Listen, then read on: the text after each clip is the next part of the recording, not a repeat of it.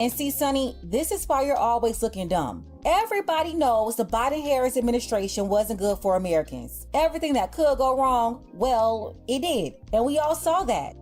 The only group that benefited from them are the millions of immigrants that broke into this country with their help and sat up here getting all of these handouts with those people too. She got them $26 billion in 2023, another $20 billion a year before. I reported that here, did a whole video on it. When Kamala told us she couldn't do anything for black people, but she made sure she took care of her people. They received more federal money than under any other administration. So yeah, maybe they'll call it successful too. Along with the immigrants that got free housing, maid service, up there in Chicago and New York, free food and food stamps, all kinds of money to start their businesses. And some of them that just got here 2 years ago, they're giving them houses. I'm talking about at a time where a lot of Gen Z and millennials have been locked out of the housing market with the unaffordability crisis. They provided illegals with home ownership while denying it to Americans. And that's supposed to be successful, Sonny?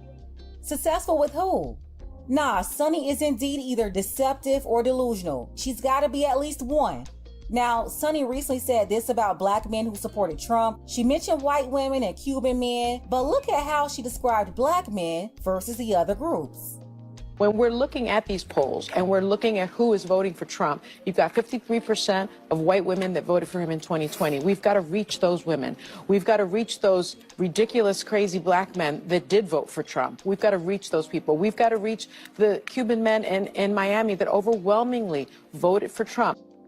She called black men who supported Trump ridiculous, crazy black men, but didn't call Cuban men in Miami ridiculous and crazy, and she didn't call white women ridiculous and crazy. She directed her disrespect to black men only. Listen again. When we're looking at these polls and we're looking at who is voting for Trump, you've got 53% of white women that voted for him in 2020. We've got to reach those women. We've got to reach those ridiculous, crazy black men that did vote for Trump. We've got to reach those people. We've got to reach the Cuban men in Miami that overwhelmingly voted for Trump.